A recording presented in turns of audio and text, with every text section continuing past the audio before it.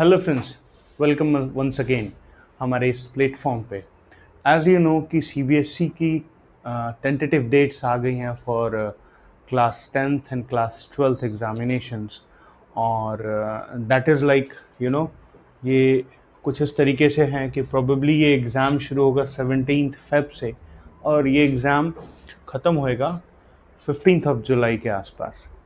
Thing is that कि chemistry का exam या तो शुरू में होएगा, क्योंकि हम ये स्ट्रैटेजी वीडियो केमिस्ट्री के लिए बनाने वाले हैं, तो या तो वो शुरू में हो सकता है या हो सकता है कि बीच के कुछ दिनों में होएगा। बीच के कुछ दिनों की बात करें तो हो सकता है कि वो एग्ज़ाम जो है मार्च 1 को हो सकता है या 6 के आसपास। तो this is our kind of एक इमेजिनेशन है कि इस टाइम पे एग्ज़ाम्स हो सकता है। तो हार्डली यू फाइंड कि हमारे पास जो टाइम इंटरवल बचता है और फेस्टिव सीजन ऑन है, इसमें आप सब इंगेज होंगे, तो कुल मिला के हमारे पास 3 and 3.5 months बचते हैं टू फेस दिस चैलेंज। और सबको एक डेट शीट रिलीज होने के बाद एंजाइटी होती है। तो if you strategize yourself your study, that is going to help you in a very positive way.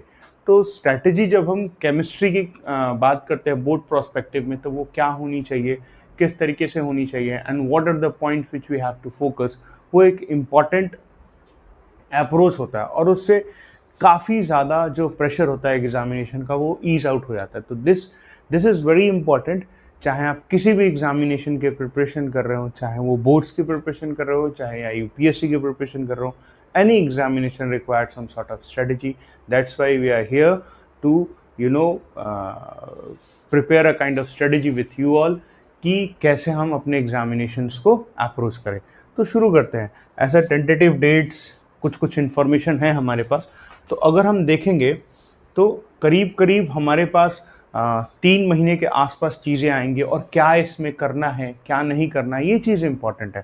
Firstly जो सबसे इम्पॉर्टेंट चीज़ है कि आप जो n नंबर ऑफ बुक्स हैं उसको कट शॉर्ट करनी है। अपने आप को फोकस करना है एनसीईआरटी पे। जितने भी आपके आसपास बुक्स होंगे, I am not telling you to cut it off, question prospective से बहुत इंपॉर्टेंट है, लेकिन to revise yourself, to किसी भी चीज़ का रिवीजन, किसी भी रिएक्शंस का रिवीजन, किसी भी कॉन्सेप्ट का ओवरऑल रिवीजन अगर आपको करना है, तो पहली चीज़ जो सबसे इंपॉर्टेंट होएगी आपके पास कि आप एनसीईआरटी को अपना बेस बनाएंगे।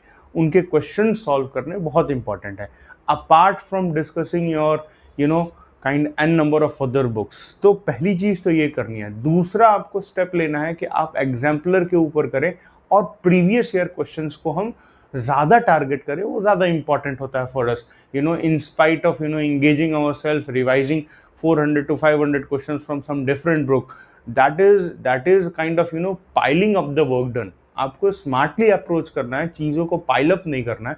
तो पहली चीज़ तो ये करनी है कि आप अपने आप को कट शॉर्ट करो भाई, अपने आप को कट शॉर्ट करो और रिस्ट्रिक्ट करो अपनी रिविजन्स को एनसीईआरटी से। और एनसीईआरटी के क्वेश्चंस और उनके सम्स, चाहे वो इन टेक्स्ट क्वेश्चंस हो, चाहे चैप्टर के बीच में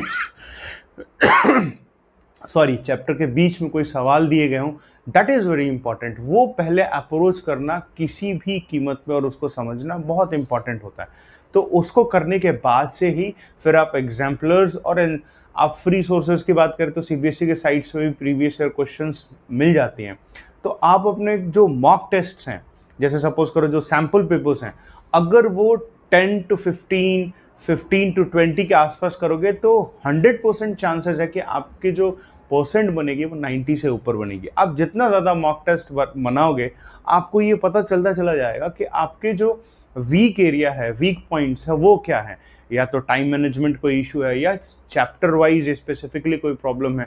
तो जैसे जैसे आप मॉक टेस्ट की तरफ बढ़ोगे, आपको ये चीज़ें इन्फॉर्मेशन अपने आप को मिलती चली जाएगी। और सबसे इंपॉर्टेंट है कि आपको खुद को पता होना चाहिए कि आपका कौन सा पोर्शन वीक है। आइदर वो असर्शन रीजनिंग हो सकता है, या आपके ऑब्जेक्टिव अप्रोच हो सकते हैं, या सब्जेक्टिव वाइज आपको चीज़ों को लिखने में प्रॉब्लम हो रही है।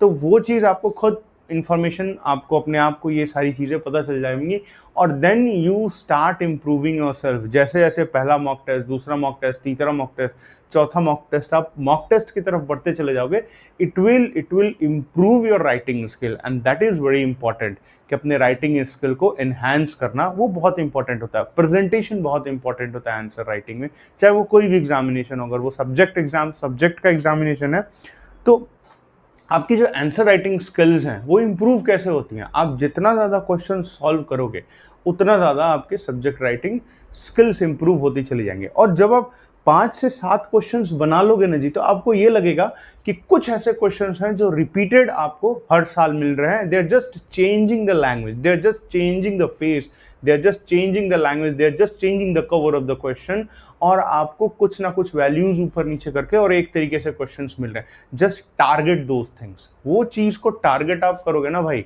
तो वो आपके लिए एक बहुत बहुत बहुत बड़ा एक बहुत बड़ा जंप होएगा, बहुत बड़ा जंप होएगा।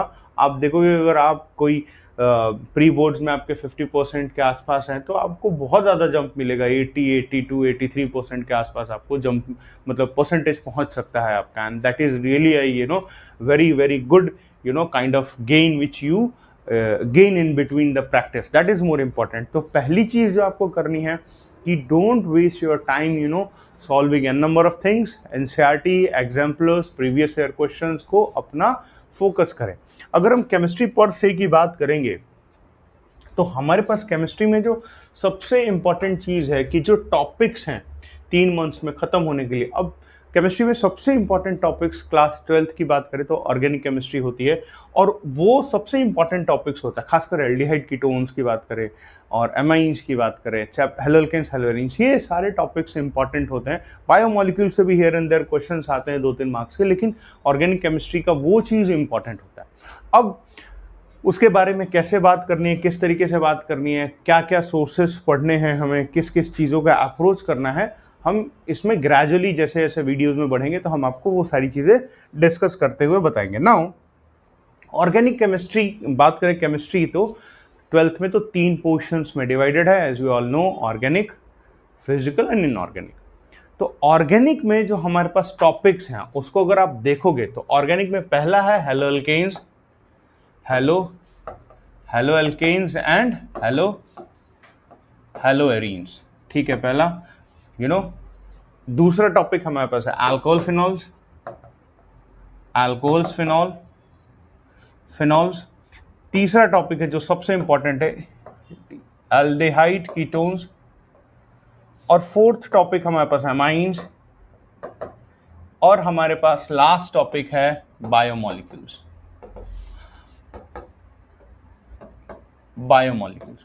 अब देखो, अगर हम हेलोएल्केन्स, हेलोएरीन्स की बात करें, तो हेलोएल्केन्स, हेलोएरीन्स ना आपके क्लास 11th के कई टॉपिक्स रिवाइज हुए हैं। आपको क्लास 11th का ऑर्गेनिक केमिस्ट्री स्ट्रांग है या हाइड्रोकार्बन आपने पढ़ा है, तो हेलोएल्केन्स, हेलोएरीन्स जो पहला टॉपिक है वो आपको आसान हो जाएगा, क्योंकि आप देखो वुड्स रिएक्शन रिपीट किया गया है यहाँ पे, Friedel craft alkylation reaction, Friedel Crafts acylation reactions, ठीक है ना। ये कुछ रिपीटेड नेम रिएक्शंस हैं जो हेलोएल्केन्स, हेलोएरीन्स में किए गए हैं, ठीक है। और आप देखोगे कि इसमें मार्कोनिक और एंटी मार्कोनिक ऑफ रूल, ये सब कुछ रिपीट किया गया हेलोएल्केन्स, हेलोएरीन्स में। I am really very sorry for my writing, but try to understand कि ये सारी चीज़ें आपको रिपीटेड हैं। कहाँ से? क्लास 11th से। तो अगर आपने क्लास 11th में ये सारी चीज़ें की हैं तो आपके पास बहुत बहुत बहुत बहुत आसानी से ये टॉपिक बहुत ईजिली कवर अप कर पाओगे। अगर आपने नहीं किए हैं तो just stick to the topics. अब हेलोएल्केन्स, हेलोएरीन्स में कुछ रिएजेंट्स, कुछ टॉपिक्स बहुत इंपॉर्टेंट हैं। जो भी नेम रिएक्शंस हो, फॉर दैट वेरी सेक, जैसे सपोज कि हम फ्रीडल क्राफ्ट एल्काइलेशन, एसाइलेशन की बात करें, तो फ्रीडल क्राफ्ट एल्काइलेशन, एसाइलेशन में जो हमारे पास रिएजेंट्स है वो AlCl3 है, ठीक है ना, एनहाइड्रस कंडीशन में है। और हमारे पास Cl2 अगर उसका हैलोजिनेशन करेंगे, अगर उसमें अल्काइल ग्रुप लगाएंगे तो CH3Cl होएगा एनहाइड्रस कंडीशन में।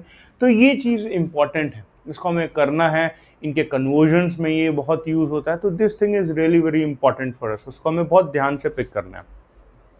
तो मेरा ये मानना है कि हेलोएल्केन्स, हेलोएरीन्स जो है क्लास 11th के हाइड्रोकार्बन का एक तरीके से एक्सटेंशन है यहाँ पे, और मोर और लेस आपको मोस्ट ऑफ द रिएक्शंस आपको क्लास 11th से यहाँ पे डायरेक्टली मिलेंगे। तो आपने क्लास 11th में थोड़ी सी ऑर्गेनिक केमिस्ट्री पढ़ी है कायदे से, तो you are going to get this very topic very very easily. पहली चीज। दूसरी चीज आती है आपको अल्कोहल फिनॉल्स। भाई ये चैप्टर सबसे बड़ा है, अल्कोहल फिनॉल्स। ऑर्गेनिक केमिस्ट्री में चैप्टर बड़ा है बहुत, और इसमें टाइम लगता है थोड़ा सा। हालांकि इसमें देर इज अगर हम नेम रिएक्शन और इसकी बात करें, हाइड्रोबोरेशन, ऑक्सीडेशन और कौन कौन से ऑक्सीडाइजिंग रिएजेंट्स हैं, कौन कौन से रिड्यूसिंग रिएजेंट्स हैं, ठीक है ना। ग्रिग्नार्ड रिएजेंट्स यहाँ पे बहुत इंपॉर्टेंट रोल है। प्राइमरी अल्कोहल कैसे बनाना है, सेकेंडरी अल्कोहल, इसके डिस्टिंग्विश टेस्ट इस टॉपिक में मिलते हैं। तो चैप्टर बड़ा है इसमें, और सबसे इंपॉर्टेंट है कि चैप्टर बड़ा है, लेकिन अगर आप इसको कर लोगे तो मोर or less you will find this chapter bit easy, थोड़ा सा आपको आसान होएगा ये टॉपिक को करने में। तो अल्कोहल फिनॉल्स में आप देखोगे कि नेम रिएक्शंस थोड़े कम हैं, पर आपको आसानी से ये टॉपिक हो जाएगा, क्योंकि आपका बेसिक जो है, जैसे मार्कोनिकॉफ रूल, कार्बोकैटायन की स्टेबिलिटी, हाइपर कॉन्जुगेशन, ये सारे कॉन्सेप्ट का ही एक्सटेंशन इधर की तरफ होएगा। तो अगर आप इस टॉपिक को अगर आप 3 दिन भी देते हो, 3 डेज भी देते हो, तो ये टॉपिक जो है वो उस 3 डेज में अगर आप कवर कर लेते हो तो ये आपके लिए बहुत बड़ा गेन है भाई, क्योंकि ये टॉपिक थोड़ा बड़ा है and at the same time इसमें नेम रिएक्शंस कम हैं, ठीक है ना। आपको वो रिएजेंट्स और उसके साथ रिएक्शन मैकेनिज्म थोड़ा कम देखने को मिलेगा, तो इसलिए इस टॉपिक पे थोड़ा सा मोनोटोनस होता है ये, लेकिन आपको एक इम्पॉर्टेंट गेन भी देके जाएगा ये, क्योंकि यहाँ पे काफ़ी कुछ आपको हेलोल्केन्स, हेलोएरीन्स से ही मिलता जुलता है प्राइमरी, सेकेंडरी, टर्शियरी अल्कोहल मिलेगा। बात करते हैं एल्डिहाइड कीटोन की। भाई ये really very important, I mean competition point of view से जो लोग नीट, IIT की तैयारी कर रहे हैं, एल्डिहाइड कीटोन को भाई घोल के पी जाओ। घोल के पीने का मतलब कि इसमें जितने भी नेम रिएक्शंस हैं, ये आपको आप उसको उसका A form, B form, C form, अगर आप if you are preparing for competition, अगर CBSE टारगेट है तो NCERT is sufficient for us, and the question पर से which is there in the NCERT, वो सफिशिएंट है। लेकिन अगर आप कंपटीशन के प्रिपरेशन कर रहे हो ना भाई, तो इसमें आप देखोगे कैनिजारो रिएक्शन पढ़ रहे हो, एल्डोल कंडेंसेशन पढ़ रहे हो, ठीक है, मतलब there is an number of reactions which you are studying, ठीक है ना। और aldehyde confirmatory test, ketone confirmatory test, ठीक है ना। तो ये आप पढ़ रहे हो, इसमें कन्फर्मेटरी टेस्ट जिसमें Fehling test, Tollens test, there is reactions जो आपको यहाँ पे करने हैं। और इस टॉपिक में कन्वर्जन्स बहुत इंपॉर्टेंट है। इसमें एक कन्वर्जन्स बैक एक्सरसाइज में NCERT में देखोगे, शायद वो क्वेश्चन नंबर 15 है, जिसमें बोला गया है कि 2 स्टेप से ज्यादा नहीं लगाने हैं उस कन्वर्जन्स पे, वो बहुत इंपॉर्टेंट है। इनके रिएजेंट्स, किसी भी नेम रिएक्शंस में जो रिएजेंट्स हैं, they are really very important for us.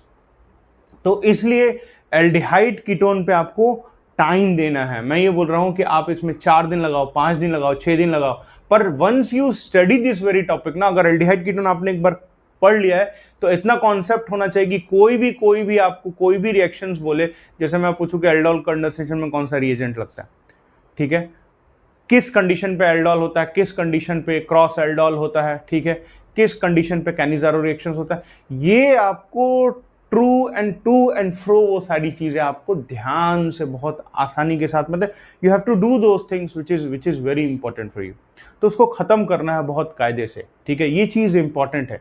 तो मैं आपको फिर बता रहा हूं कि अगर हम अपने आप को स्ट्रेटेजाइज कर रहे हैं 3 महीने की पढ़ाई के लिए, तो एल्डिहाइड कीटोन भाई, इसको बाबू किसी भी तरीके से ना ध्यान से करके इसके रिएजेंट्स और इनके टॉपिक्स आप खत्म करिए, बहुत इंपॉर्टेंट है। अब बात करते हैं एमाइंस की ऑर्गेनिक केमिस्ट्री में। एमाइंस एक ऐसा टॉपिक है जिसमें कुछ नेम रिएक्शंस है, जैसे जिंस्की रिएक्शंस एक है हमारे पास, जिंकल्सकाई रिएक्शंस, और एक हॉफमैन डिग्रेडेशन रिएक्शन यहाँ पे है जो बहुत इंपॉर्टेंट है, ठीक है। ऐसे ऐसे करके कुछ रिएक्शंस है जो इंपॉर्टेंट है। नहीं तो आप देखोगे कि एमाइंस में सैंडमे रिएक्शंस का बड़ा बोलबाला है। सैंडमे रिएक्शंस कन्वर्जन्स में छाए हुए हैं एमाइंस में। तो सैंडमे रिएक्शन से फ्लोरिनेशन कैसे करते हैं, ब्रोमिनेशन कैसे करते हैं, ये सारी चीज़ें अमाइंस में इंपॉर्टेंट है।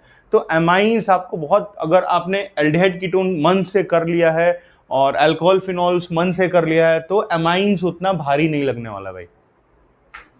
अमाइंस आप इजीली कर पाओगे, ठीक है। तो ये चीज़ इंपॉर्टेंट है कि आप अमाइंस के बारे में थोड़ा ध्यान से करके, सैंडमेयर रिएक्शंस और ये सारी चीज़ें जो बेसिकली सैंडमेयर रिएक्शन देखोगे तो आपको हेलोएल्केन्स, हेलोएरीन से ही मिलना शुरू हो जाएगा कि भाई एनिलीन इसका पहला प्रोडक्ट है, बेंजीन रिंग के ऊपर NH2 लगा दिया, उसके बाद से फिर NaNO2 और HX in the presence of room temperature. ये रिएजेंट्स मतलब कोई सोते सोते भी पूछे तो आपको पता होना चाहिए कि भाई ऑर्गेनिक केमिस्ट्री में कि शुरुआती कौन सा रिएक्टेंट है और उसके साथ रिएजेंट कौन सा लगा है। जब आपको ये पता है कि शुरुआत किस रिएक्टेंट से हो रही है और रिएजेंट कौन सा लगा है, नेम रिएक्शंस अपने आप क्लियर हो जाएगा भाई। तो कई लोग इन सारी चीज़ों को दे स्टार्ट सुबह उठ के स्टार्टिंग मगमिक उसको रटना मगअप करना शुरू कर देते हैं और फिर शाम तक करते रहते हैं एंड देन दे शाम तक पहुंचेंगे तो अगर रिजल्ट पूछो तो कुछ नहीं होता। पर अगर आप अपने आप को पहले आप देखोगे ना कि पहले चैप्टर में भी वही चीज़ है। आप देखो कि अल्कोहल फिनोल्स में हाइड्रोबोरेशन ऑक्सीडेशन रिएक्शन है। Hydroboration oxidation reaction anti Markovnikov rule follow करता है। तो एंटी मार्कोनिकॉफ रूल आपको क्लियर है तो हाइड्रोबोरेशन क्लियर है। तो द इंपॉर्टेंट स्टोरी इज कि सब कुछ एक दूसरे के साथ इंटरलिंक है। तो आपने अगर ऑर्गेनिक केमिस्ट्री में पहला दूसरा चैप्टर मन से कर लिया ना तो तीसरा चौथा और बाकी का चैप्टर तो आपको एज इट इज क्लियर है। पहले पॉलीमर्स होता था पर अब पॉलीमर्स हट चुका है, बायोमोलिक्यूल्स आपके पास है। आप बहुत आसानी के साथ इस टॉपिक को कवर अप कर सकते हैं। बायोमोलिक्यूल्स में ग्लूकोज, एक तो ये ना इन्वर्ट शुगर्स क्या होते हैं, इन्वर्जन्स क्या हो जाता है शुगर में, इन्वर्टेड शुगर्स क्या होते हैं, ये मतलब मेरे को लगता है कि हर बार पूछ दिया जाता है। ये देख लेना कि डेक्स्ट्रो रोटेटरी लीवो रोटेटरी क्या होता है और उसमें मैक्सिमम डेक्स्ट्रो हो जाता है levo. This thing is important. Reagents important है कि Br2 लगाएंगे तो क्या हो जाएगा, ठीक है, किस तरीके से ग्लूकोज का ऑक्सीडाइजेशन हो रहा है, रिडक्शन हो रहा है। ग्लूकोज जब साइक्लिक फॉर्म में आ रहा है तो उसका अल्फा स्ट्रक्चर क्या हो रहा है, बीटा स्ट्रक्चर क्या है, ग्लाइकोसिटिक लिंकेज क्या होता है, पेप्टाइड बॉन्डिंग क्या होती है। बस इतना आप बायोमोलिक्यूल्स में याद कर लो तो बायोमोलिक्यूल्स में हार्डली आपको 2 दिन लगाने, 2 से 3 दिन आपको बायोमोलिक्यूल्स में लगाने। तो अगर हम ऑर्गेनिक केमिस्ट्री की पर से बात कर लें तो ऑर्गेनिक केमिस्ट्री में मैक्स टू मैक्स आप 20 डेज या उसके आसपास 25 डेज के आसपास लगाओगे तब भी आपके पास बहुत टाइम बचता है, ठीक है। मतलब आप समझो कि आपने माउंट एवरेस्ट की चढ़ाई चढ़ ली अगर आपने 20-25 डेज में इस टॉपिक के ऊपर जो है वो कमांड कर लिया तो this is really very important कि ऑर्गेनिक केमिस्ट्री को अगर टेकअप करना है, रिविजन्स करना शुरू करना है तो ऑर्गेनिक केमिस्ट्री से शुरू करना भाई। This is my humble submission to all of you, ठीक है। रेस्ट इज आप लोग बहुत समझदार हैं, ठीक है, और आपके आसपास भी बहुत समझदार लोग हैं तो आपको गाइडेंस मिलती होगी। पर my humble submission to all you, जितना मेरा थोड़ा बहुत पढ़ाने का एक्सपीरियंस है मैं यही कहता हूँ बच्चों की ऑर्गेनिक केमिस्ट्री अगर आपने की तो आपके कंपटीशन में भी जाने के चांसेस ब्राइट हो जाते हैं। तो कोशिश ये करिएगा ऑर्गेनिक केमिस्ट्री की बात करें। अब अगर हम फिजिकल केमिस्ट्री की बात करें तो यहाँ पे फिजिकल केमिस्ट्री थोड़ा कम है। सोल्यूशन पहला टॉपिक होता है हमारे पास, ठीक है, फिर इलेक्ट्रोकेमिस्ट्री हमारे पास टॉपिक होता है। उसके बाद से इलेक्ट्रोकेमिस्ट्री के बाद हमारे पास केमिकल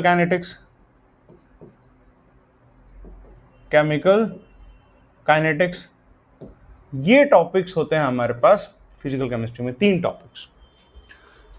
सॉल्यूशन इंस्पायर्ड है some basic concepts of organic chemistry class 11 से। वहां पे आप कॉन्सेंट्रेशन का जितना भी चाहो, चाहे मोलालिटी, जो हमारे पास mass percentage, mass by volume percentage, ठीक है ना, मोल फ्रैक्शन, सब का सब यहाँ आएगा और उसका कैलकुलेशंस भी यहाँ पे है, ठीक है। तो वो आपको क्लास 11th वाला some basic concepts of chemistry अगर आपको आता है तो यहाँ पे आपको अपर एज है भाई, ठीक है, आपको वो चीज है। और नहीं भी आता तो एक बार यहाँ पे आप इसको पढ़ लोगे, रिवाइज कर लोगे तो that is not a rocket science, ठीक है ना। नासा में जाकर रॉकेट नहीं उड़ाना है, वो इजी है, आप कर सकते हो उसको। तो सोल्यूशन में वो पोर्शन आपको करना है। मेरा अपना मानना है कि न्यूमेरिकल्स और थ्योरी को लेके अगर आप सोल्यूशंस के ऊपर काम कर रहे हैं तो 3 डेज से ज्यादा नहीं लगना चाहिए। सोल्यूशन में एक और इंपॉर्टेंट चीज है वेंट ऑफ फैक्टर पे जो कैलकुलेशन डिग्री ऑफ डिसोसिएशन और एसोसिएशन के ऊपर बनता है वो बहुत इंपॉर्टेंट है। और एनसीईआरटी का जब कैलकुलेशन करोगे ना तो एनसीईआरटी का कैलकुलेशन डिस्करेज करेगा आपको। क्यों डिस्करेज करेगा? क्योंकि ऐसी वैल्यू गिवन होएगी कि वो कटेगा ही नहीं, मतलब मैथमेटिकली टफ हो जाता है। कॉन्सेप्ट वाइज उतना टफ नहीं है, मैथमेटिकली टफ होता है। तो वेंट ऑफ फैक्टर को एनसीईआरटी का क्वेश्चन जब आप करोगे तो डिस्करेज नहीं होना है। वहां पे ही आपको समझना है कि उनकी जो वैल्यूज है वो न्यूमेरिकली इस तरीके से टफ फ्रेम की गई कि आपको प्रॉब्लम होएगी, ठीक है ना। आप कॉन्सेप्ट वाइज इरेक्ट रहो भाई, कॉन्सेप्ट वाइज आप अपना मेटल करके रखो, तो वहां पे आप you will get an edge to the solution वाला पोर्शन। इलेक्ट्रोकेमिस्ट्री अगेन इंस्पायर्ड है रिडॉक्स, रिडॉक्स रिएक्शन क्लास 11 से इंस्पायर्ड है, वहीं से फिर आगे की तरफ चलेंगे। मेरा अपना मानना है कि electrochemistry is not the tough topic as per the board prospective. अगर हम मानेंगे, आप अगर इसमें 2 भी दिन लगाओगे लास्ट के ना, तो भाई आप इसका कैलकुलेशन इजीली कर सकते हो, अगर आपने ढंग से पढ़ा है तो, ठीक है ना। हर रोज कुछ ना कुछ पढ़ रहे हो तो। अब जब कुछ भी नहीं पढ़ा है तो भाई टाइम तो लगेगा ही, मतलब you have to invest yourself, आपको अपने को झोंकना पड़ेगा, ठीक है ना। तो इसलिए अगर आपका रिडॉक्स वोडॉक्स क्लियर है, आप स्टैंडर्ड पोटेंशियल और ये सारी चीजें बना पा रहे हैं, सारी चीजें कर पा रहे हैं, देन दैट इज इंपॉर्टेंट, आप इसको इजीली कर पाओगे। तो मेरा अपना मानना है कि इलेक्ट्रोकेमिस्ट्री जो है वो उतना टफ टॉपिक नहीं है, आप 2 दिन लगा सकते हो। रिडॉक्स का क्लियर है कॉन्सेप्ट, ऑक्सीडाइजेशन, रिडक्शन, ये सारी चीजें क्लियर है। इसमें एक नर्व्स इक्वेशन बनता है, ठीक है, वो थोड़ा आपको देखना होता है, और कंडक्टिविटी, मोलर कंडक्टिविटी, ये थोड़ा देखना होता है। तो इलेक्ट्रोकेमिस्ट्री 2 दिन में आप मुझे लगता है कि अगर आप 2-3 घंटे कंटिन्यूसली पढ़ लो तो इसका थ्योरेटिकल पोर्शन क्लियर हो जाएगा। इसका न्यूमेरिकल अगर 2-3 घंटे बैठ जाओगे तो हो जाएगा। वही थोड़ा एग्जाम्पलर और इस तरह के क्वेश्चंस बनाने में थोड़ा टाइम लगेगा। पर अगेन मैं बार बार ही रिपीट कर रहा हूं कि आप रिवीजन ऑर्गेनिक केमिस्ट्री से ही शुरू कीजिएगा, उसका अपना एक मजा है, ठीक है। उसके बाद से आता है chemical kinetics. Again the topic is easy, numerically tough आपको मिलेगा। First order kinetics, second order kinetics ये आपको मिलेगा, बट एनसीईआरटी में फर्स्ट ऑर्डर और 0 ऑर्डर ही हमारे बोर्ड्स में आता है, ठीक है। तो टॉपिक आसान है, आपको न्यूमेरिकली टफ मिलेगा। इसमें लॉग और एंटी लॉग की वैल्यूज मिलती हैं। अगर आपको लॉग, एंटी लॉग और मैथमेटिकली आप साउंड हो तो ये 1 से 2 दिन से ज्यादा का टॉपिक नहीं है, 1 से 2 दिन का टॉपिक नहीं है। तो मोटा मोटी आपने करीब करीब 1 महीने ऑर्गेनिक केमिस्ट्री लगा ली, और इधर आपने मोटा मोटी 7 से 1 हफ्ते के अंदर आपने क्या कर लिया, फिजिकल केमिस्ट्री रिवाइज कर लिया। फिजिकल केमिस्ट्री क्या किया, रिवाइज किया। तो मतलब कि आपने 1 महीने 7 दिन के अंदर आपने मेजर पोर्शन ऑर्गेनिक केमिस्ट्री कर ली, और आपने फिजिकल केमिस्ट्री कर लिया। अब बात आता है इनऑर्गेनिक केमिस्ट्री में। इनऑर्गेनिक केमिस्ट्री में 2 ही है हमारे पास टॉपिक, एक है कोऑर्डिनेशन केमिस्ट्री, कोऑर्डिनेशन केमिस्ट्री, और एक इसका टॉपिक है D and F block, D and F block, और एक कोऑर्डिनेशन केमिस्ट्री या कॉम्प्लेक्स मॉलिक्यूल्स भी बोलते हैं, और एक डी एंड एफ ब्लॉक है हमारे पास। कोऑर्डिनेशन केमिस्ट्री और डी एंड एफ ब्लॉक के बारे में अगर हम बात करेंगे तो कोऑर्डिनेशन केमिस्ट्री में एक चीज इंपॉर्टेंट है कि जितनी केमिस्ट्री आप पढ़ी है ना, जैसे आप एटम पढ़ते हो तो कोऑर्डिनेशन केमिस्ट्री में एटम की जगह लिगेंड्स पढ़ते हैं आप, या मॉलिक्यूल्स पढ़ते हैं तो वहां पे लिगेंड्स बोलते हैं। हम बोलते हैं कि ये मॉलिक्यूल सिंगल बॉन्डेड है, तो कोऑर्डिनेशन मॉलिक्यूल्स में बोलेंगे कि यूनिडेंटेड है। तो पढ़ना वही है, लेकिन थोड़ा सा उसका जो है you can say N extended form तो नहीं बोल सकते, पर एक जस्ट विथ अनदर एक राम है तो दूसरा घनश्याम है। I mean it is the same thing, more or less same thing. इसका नॉमेनक्लेचर इंपॉर्टेंट है। 1 मार्क्स का नॉमेनक्लेचर तो हर 5 साल में मतलब ऑफ एंड ऑन आता रहता है, तो इसका नॉमेनक्लेचर इंपॉर्टेंट है। बहुत टफ है नहीं, नॉमेनक्लेचर्स आप कर सकते हैं इसका। इसमें ligand field theory, crystal field theory और वीबीटी थ्योरी से जो इसका हाइब्रिडाइजेशन कैलकुलेट किया गया है वो इंपॉर्टेंट है, ठीक है। तो इनऑर्गेनिक केमिस्ट्री में मोस्टली आपको घर पे बैठ के और मैराथन तरीके से you just have to study. आप देखोगे कोऑर्डिनेशन केमिस्ट्री में फिर भी finding an number of logic कि सिनर्जिक बॉन्डिंग क्या होती है, और ये I mean if you will consider कि सिनर्जिक बॉन्डिंग, उसके बाद से क्रिस्टल फील्ड थ्योरी में टेट्राहेड्रल और ऑक्टाहेड्रल स्प्लिटिंग क्या होती है, ठीक है ना, कहाँ पे स्प्लिटिंग हो रही है, तो 5/3 कहाँ पे हो रहा है, 2/3 कहाँ पे। I mean you just have to have an scientific approach. ये नहीं कि कोई कह दिए कि भाई रटो रटो रटो रटो तो कोऑर्डिनेशन केमिस्ट्री के पीछे रट जाओ, फिर फिर वो कहानी बदल जाएगी, है ना। तो कोऑर्डिनेशन केमिस्ट्री को भी आपको ध्यान से देखना है, और उसका नॉमेनक्लेचर एक देखना है। फिर मोस्टली आपको strong field ligands, weak field ligand, crystal field theories और इसके ऊपर थोड़ा थोड़ा काम करते रहोगे, आप इजीली सेल कर पाओगे इस टॉपिक में। और अगर ये 5 मार्क्स का आता है, आप बहुत ध्यान से करोगे और आप इसमें टाइम स्पेंड 5 के 5 मार्क्स का आंसर दे पाओगे। क्योंकि अगर आपको थोड़ा सा सेंस है इस टॉपिक का पहले से, तो बाय गॉड ये टॉपिक बिल्कुल मक्खन की तरह 2 दिन में खत्म हो जाने वाला है। अगर आपने थोड़ा बहुत भी कहीं इसका कभी कहीं थोड़ा क्रिस्टल फील्ड या कभी कुछ पढ़ा है साल भर में कुछ ना कुछ, और नहीं पढ़ा है तो टाइम तो लगेगा भाई, क्योंकि इसमें कई ऐसी चीजें हैं जो आपको अपसेट कर देंगी, फिर आप बोलोगे अरे यार ये क्या है, ठीक है ना। तो थोड़ा बहुत पढ़ा है आपने कि भाई पॉलीडेंटेड लिगेंड्स क्या होते हैं, ठीक है ना, एम्बिडेंट लिगेंड्स क्या होते हैं, नॉमेनक्लेचर में ये कैसे जाते हैं, किस तरीके से जाते हैं, डेंटिसिटी क्या होती है, शिलेटिंग इफेक्ट्स क्या होते हैं, आपने कहीं कहीं थोड़ा थोड़ा पढ़ा है। तो जब आप इसको पढ़ोगे ना, you can sell it easily, I am telling you, it is so smooth, और आपको बहुत आसानी से टॉपिक करेंगे। और अगर इस टॉपिक की खास बात है कि आपने थ्योरी ठीक से कर ली, तो इसका क्वेश्चन आंसर तो बिल्कुल आसान है भाई। तो इस टॉपिक में फुल आउट ऑफ फुल ले सकते हो। मेरा अपना मानना है कि 3 से 4 दिन इस टॉपिक पे लगाओ, बहुत आराम से, मजा भी आता है इसको पढ़ने में, दिखता भी है कि भाई क्या है, कैसे, किस तरीके से। आते हैं डी एंड एफ ब्लॉक भाई, इसमें 5 दिन, बहुत रिएक्शन है, बहुत रिएक्शन है। तो 5 दिन लगाने, पहले तो डी ब्लॉक पढ़ना है हमें, ठीक है। फिर जब एफ ब्लॉक आएंगे तो lanthanide actinide contractions, screening effect, lanthanide और एक्टिनाइड कॉन्ट्रैक्शंस क्या होता है, डी ब्लॉक की, अच्छा इसके डी ऑर्बिटल की स्प्लिटिंग का जो कॉन्सेप्ट है वो यहां पे भी है, ठीक है। बोर मैग्नेटॉन यहां पे भी कैलकुलेट करना है, यहां पे भी कैलकुलेट करना, मतलब म्यू की जो वैल्यू है वो यहां पे भी कैलकुलेट करनी है, यहां पे भी कैलकुलेट है। पैरामैग्नेटिक कैरेक्टर यहां पे भी कैलकुलेट करना है, डाईमैग्नेटिक कैरेक्टर और यहां पे भी करना है। तो whole more or less what you will find is कि आपको ना यहाँ पे कुछ कुछ कॉन्सेप्ट कोऑर्डिनेशन केमिस्ट्री से भी मिल जाएंगे, तो वो एक हेल्प होएगा आपको डी एंड एफ ब्लॉक को करने में, बहुत ज़्यादा हेल्प होएगा कि भाई क्या कर रहे हैं। डी ब्लॉक की स्प्लिटिंग क्या होएगी, फुलफिल्ड डी ऑर्बिटल्स है तो डी ब्लॉक में इंक्लूड नहीं होता है, जैसे जेडन का जो ग्रुप है उधर की तरफ वो इंक्लूड नहीं होता, तो वो चीज़ आपको पढ़नी पड़ेगी। और इस करके तो आप देखोगे कि आपने अगर ढंग से पढ़ाई की तो मैं ये मानता हूं कि 1.5 महीने में आपने टॉपिक खत्म कर दिया। अब आती है मेन इंपॉर्टेंट अप्रोचेस। 1.5 महीने के कॉन्सेप्ट में बड़ी मेहनत का काम हुआ, एंड देन यू एटलीस्ट रोज आपने 4 से 5 घंटे केमिस्ट्री उठाई और इसको किया। 1.5 महीने में सिंसियरली टॉपिक खत्म हो जाएगा। 1.5 महीना मतलब 1.5 मंथ। बाकी का जो 1.5 मंथ है ना sir, that is more important, as वो बहुत इंपॉर्टेंट है एज कंपेयर टू जो आपने पीछे किया। क्यों? क्योंकि आप जो है अब आप सैंपल पेपर के ऊपर जाने वाले हो। अगर आप केमिस्ट्री का sample paper on an average एक लगा रहे हो और दूसरे दिन बैठ के उसको एनालाइज कर रहे हो, एक लगा रहे हो, दूसरे दिन बैठ के उसको एनालाइज कर रहे हो, एक लगा रहे हो और उसके दूसरे दिन, आई एम नॉट टेलिंग यू कि 3 घंटा आपने पेपर दिया और फिर 3 घंटे बैठ के उसको एनालाइज करो, आई am not telling you that. एक दिन 3 घंटा पेपर दिया, उसके अगले दिन उसको एनालाइज करो। जब आप उसको एनालाइज करोगे तो you will come to know that what is your weak portion.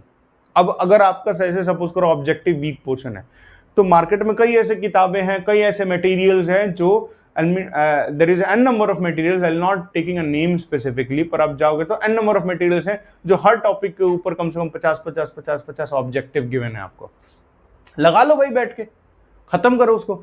तो इस करके जब आप पहला, दूसरा, तीसरा और चौथा सैंपल पेपर या 5वां दे दोगे तो आपको एक्चुअली में you will be getting an confidence कि भाई अब बोर्ड तो फोड़ दूंगा मैं। तो मैं अब वो कॉन्फिडेंस को ओवर कॉन्फिडेंस में नहीं करने के लिए आपको ये जो पैटर्न है ये रोज फॉलो करना है।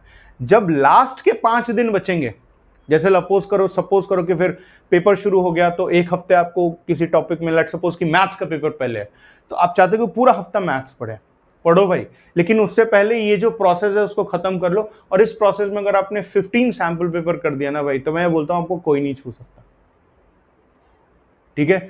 और फिर आपको लेट सपोज कि 4 से 5 दिन मिलते हैं रिविजन्स के लिए, तो माय हम्बल सबमिशन इज कि आप रोज टॉपिक पढ़ो और कोशिश ये करो कि एक सैंपल पेपर और करने की कोशिश करो। अब जैसे मैं बोलूंगा कि ये इंपॉर्टेंट टॉपिक है, इंपॉर्टेंट क्वेश्चंस हैं, या कोई और आपसे बोलेगा, आप जब वो सैंपल पेपर करोगे ना तो आप खुद से बोल पाओगे कि ये इंपॉर्टेंट टॉपिक है, इससे क्वेश्चंस बनेंगे।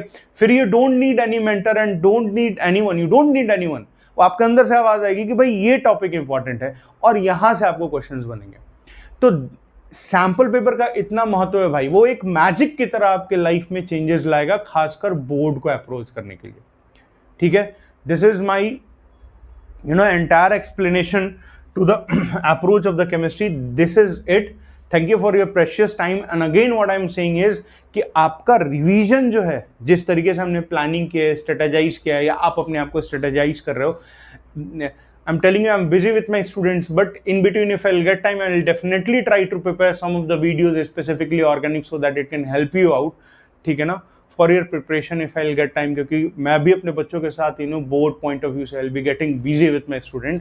पर मेरा एक बहुत humble submission रहेगा कि ना, आप जो है ना, अगर रिवीजन कर रहे हैं and at the same time अगर आप सैम्पल पेपर कर रहे हैं, तो फिर आपको किसी की जरूरत नहीं है। फिर you will come to an conclusion जहां पे आप खुद अपने आप को बताओगे कि भाई ये टॉपिक से क्वेश्चन बनेंगे। अपने दोस्तों को इससे देख लेना, क्योंकि मैंने 5-7 सैंपल पेपर्स किए हैं जिसमें से 4 या 5 बार ये क्वेश्चन इस टॉपिक से इस तरीके से आ रहे हैं। तो you will be master of yourself. So that is more important. That this is it from my side. Again, without wasting time, without any nonsense, just bringing you cut to cut things. ठीक है ना? तो stay healthy, enjoy your festival season. ठीक है ना? और अपने आप को बचा के रखिए, अनहाइजीनिक चीज़ नहीं खाइए, ताकि अगर आपकी तबीयत खराब हुई तो वो पूरा का पूरा 1 हफ्ता लेके जाएगा, और जब लेके जाएगा तो फिर हमारा शेड्यूल गड़बड़ हो जाएगा। ठीक है? तो stay healthy, stay safe.